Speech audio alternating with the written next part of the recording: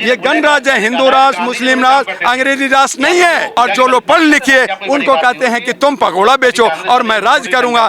इसरो के सारे सैनिक क्या किया, वो बेचारे दिन रात पढ़ाई किया, दिन रात एक्सपेरिमेंट किया, उसको बनाया और क्रेडिट सीधे मोदी जी। जहाँ मेरी बहू बेटियों की बेइज्जती होती है, जहाँ नंगा घूमता है, जहाँ रोजगार की बात होती है, जहाँ स्वास्थ्य की बात होती है, तो वहाँ पे मुंह चुप हो जाता है और वो खामोश बैठ जाता है। ये अंधभक्तों की टीम है। अंधभक्त को चाहिए था कि इनको इस्तीफा दे करके मोदी जी को नीचे करते। उन्होंने कहा ताली बजाओ, बजा दिया, थाली बजाओ, बजा दिया। उन्होंने कहा नोट बदलो, बदल दिया। वो आज G20 पे कह रहे हैं मैं लॉकडाउन लगा दूंगा दिल्ली में।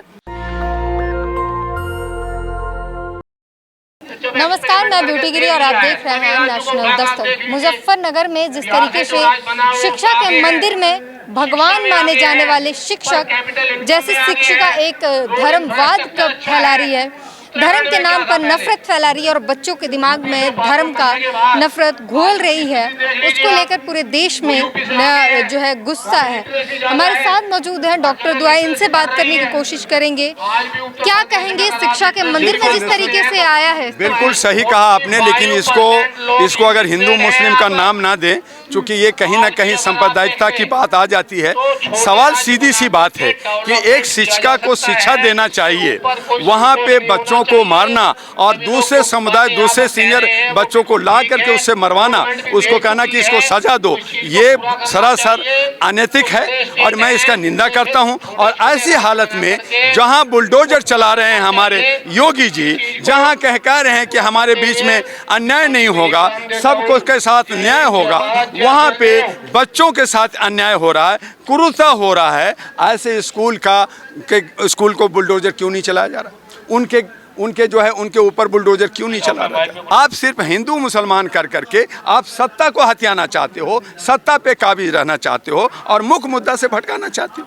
शिक्षिका ने अपने एक इंटरव्यू में कहा है कि मैं विकलांग हूँ, मैं उठ नहीं सकती थी, इसलिए बच्चों से पिटवाया है। और उसके बाद तमाम बीजेपी के जो नेतागण हैं उन्होंने भी ये दलील देना शुरू कर दिया कि क्या शिक्षक अगर बच्चों को पढ़ा रही है तो वो मार नहीं सकते, वो विकलांग थी इसलिए उसने दूसरे बच्चों से। जर्नलिस्ट महोदय, मैं आपकी बात करूं, मुझे बड़े हंसी आ रही है कि अगर वो विकलांग नहीं होती, वो दमंग होती, पैर हाथ मजबूत होता, तो क्या पैरों हाथों से मारती? क्या खुद डंडे से मारती? क्या गोली मार देती? वो विकलांग थी तो दूसरे से मरवाया, तो ये तो गलत बात है। देश के अंदर लोकतंत्र बदलने की बात हो रही है। लोकतंत्र में कह रहे हैं हम कानून बदल देंगे, आपके प्रधानमंत्री के सलाहकार कह रहे हैं कि हम जो है कानून बदलेंगे, हम लोकतंत्र को बदलेंगे, संविधान को बदलेंगे। ये कहाँ की बात है? क्या ये हमारा गणराज्य नहीं है? क्या ये डेमोक्रेटिक कंट्री नहीं है? क्या ये सेकुलर देश नहीं है?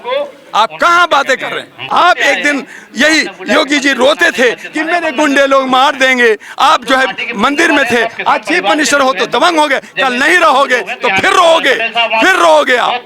तो आप समझो कि हम जनता के लिए क्या कर रहे हैं। आप भी जनता हो, ये जनता भी है और जनता के तमाम जो अधिकार हैं उनको देना ही होगा। और अगर आप इसको अपने मुट्ठी में लोगे तो जनता का जनाक्रोश जिस दिन उतरेगा उस दिन बहुत कुछ बदल सकता है, लेकिन इनकी भी परवाह नहीं है। मैंने सुना इनका कहना है कि 100 करोड़ मरेगा, मरने दो, हम तो 3% है, राज करेंगे। अरे कमाल हो गया, यानी 100 करोड़ को तुम जान से मारना चाहते हो, 140 करोड़ को आप जान से मारना चाहते हो और आप राज करना चाहते हो। तो ये लोकतंत्र में जो ये गणराज्य है, ये गणराज्य है, हिंदू राष्ट्र, मुस्लिम राष्ट्र, अंग्रेजी राष्ट्र नहीं है। ये भारत गणराज्य है, डेमोक्रेटिक कंट्री है, ये संविधान में लिखा हुआ। मैं अपनी मर्जी से नहीं कह रहा। संविधान उठाइए, कोई जानता है प्रेम्बल क्या होता है? कोई जानता है कि जो है हमारा फंडामेंटल राइट्स क्या है? वो कोई जानता है कि आपका व्हाट इज ह्यूमन राइट्स, आपका अधिकार क्या है? लोगों को नहीं पता, क्योंकि सबको अज्ञानी बना के रखा गया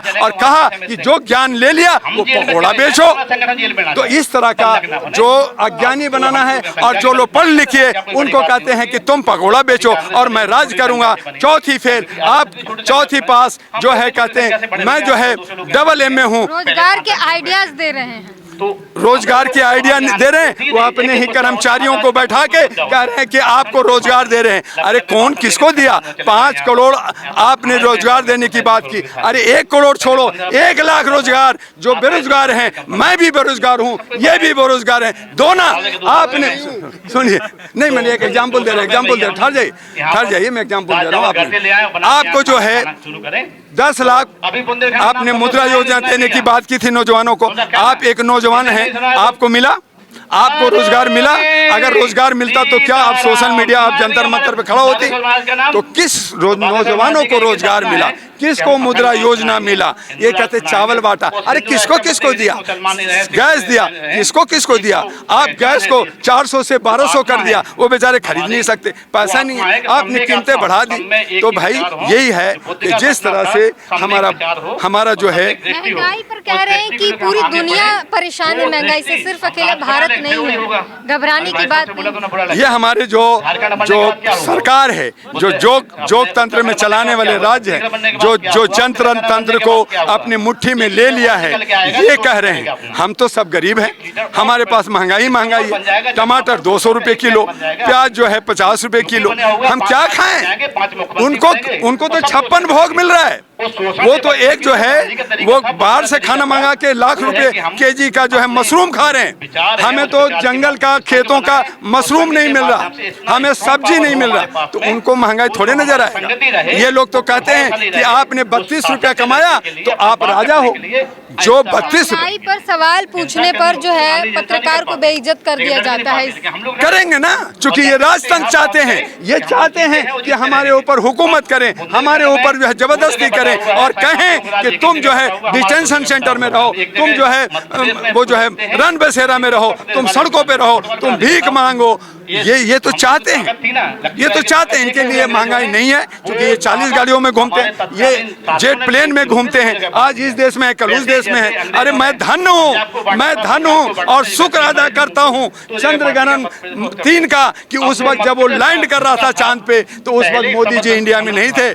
अगर मोदी जी इंडिया में होते तो पनौती लग जाता, शायद वो वही खराब हो जाता। तो वो अच्छा हुआ कि वो भारत में नहीं थे, अफ्रीका में थे, तभी वो वही ले रहे, क्रेडिट तो तभी सफल हुआ। तो क्रेडिट वो अकेले ले रहे। अरे वो सारे सैनिक कहाँ गया? इसरो के सारे सैनिक क्या किया? वो बेचारे दिन रात पढ़ाई किया, दिन रात एक्सपेरिमेंट किया, उसको बनाया, और क्रेडिट सीधे मोदी जी जिन्होंने पोल साइंस पढ़ा है, जो इंटायर पॉलिटिक्स पढ़ा है, जिन्होंने साइंस नहीं पढ़ा वो क्रेडिट ले रहे हैं। जो साइंस पढ़ा वो बेचारे को मालूम नहीं और उनको मालूम है। तो ये तो वो तो झंडा भी फहराते हैं, वो डंडा भी फहराते हैं, वो पत्थर भी रखते हैं, और जो कुछ होता है उसका क्रेडिट लेते हैं। और जहां हमारा नुकसान होता है, जहां मेरी बहू बेटियों की बेइज्जती होती है, जहां नंगा घूमता है, जहां रोजगार की बात होती है, जहां स्वास्थ्य की बात होती है, तो वहां पे मुंह चुप हो जाता है और वो खामोश बैठ जाता है। एक ये भी है कि जब प्याज की महंगाई हुई तो निर्मला सीतारमन ने कहा कि हम प्याज खाते ही नहीं है, हमसे मत पूछो।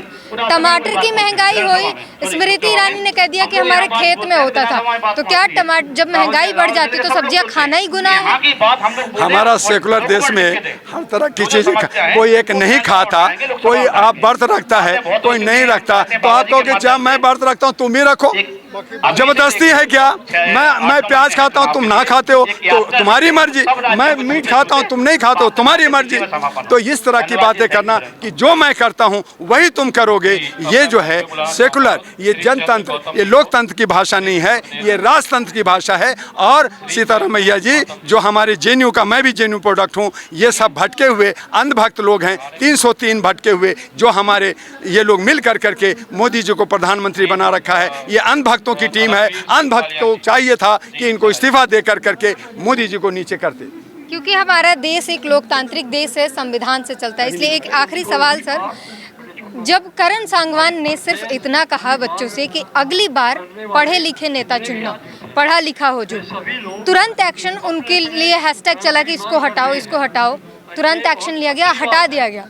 और शिक्षा के मंदिर में एक शिक्षिका बैठ के धर्मवाद फैला रही है, उसके खिलाफ अब तक कुछ नहीं, कोई ट्वीट नहीं किया किसी ने, कोई एक्शन नहीं लिया गया। तो ये किस ओर जा रहा है? जर्नलिस्ट महोदय, मैं यही कहना चाहता हूं कि जो धर्मवाद फैलाएगा वो हमारा साथी होगा, जो हिंदू मुस्लिम कराएगा वो हमारा साथी होगा, हम उसको प्रमोशन देंगे, हम उनको मदद करेंगे।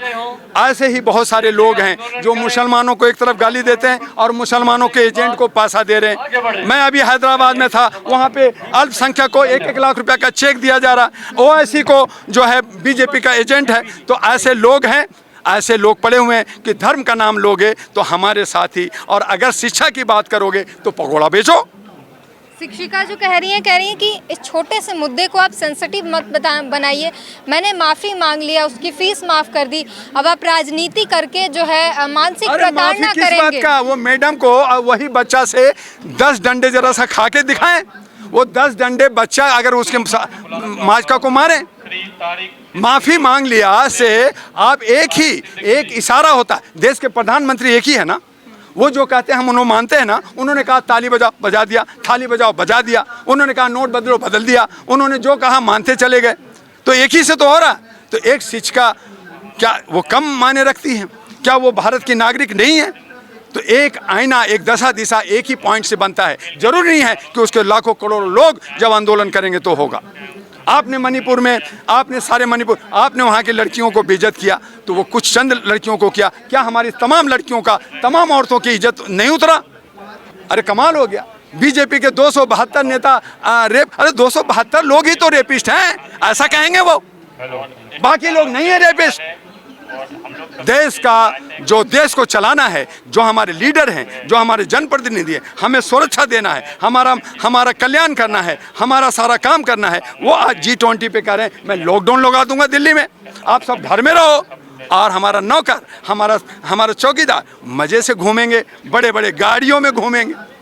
जो कहते हैं अरे चौकीदार को गेट के पास होना चाहिए और नौकर को काम करना चाहिए। और इसीलिए मैंने आप लोगों को कई बार कहा कि चौकीदार गेट पे हो, और जो जितने भी धर्म के बात करने वाले लोग हैं, जो हमारे को तोड़ रहे हैं, जो प्रवचन देते हैं, उनको जंगल में होना चाहिए। और पढ़े लिखे लोग, जो नौजवान हैं, महिला हैं, जो समझदार हैं, जो देश को आगे ले जा सकते हैं, विकास दे सकते हैं, वो साइन इंजीनियर दे सकते हैं, उनको पार्लियामेंट में होना चाहिए।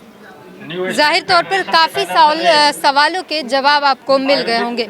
बाकी पूरी बातचीत पर अपनी प्रतिक्रिया ज़रूर दीजिए। आपकी प्रतिक्रिया हमारे लिए बेहद खास है। कैमरामैन आशीष के साथ ब्यूटी गिरी, नेशनल दस्तक। नेशनल दस्तक की आपसे गुजारिश है कि अगर इसको बचाना चाहते हैं तो नेशनल दस्तक को सब्सक्राइब करने के लिए रेड कलर के सब्सक्राइब बटन को दबाएं, फिर बेल आइकन की घंटी दबाएं।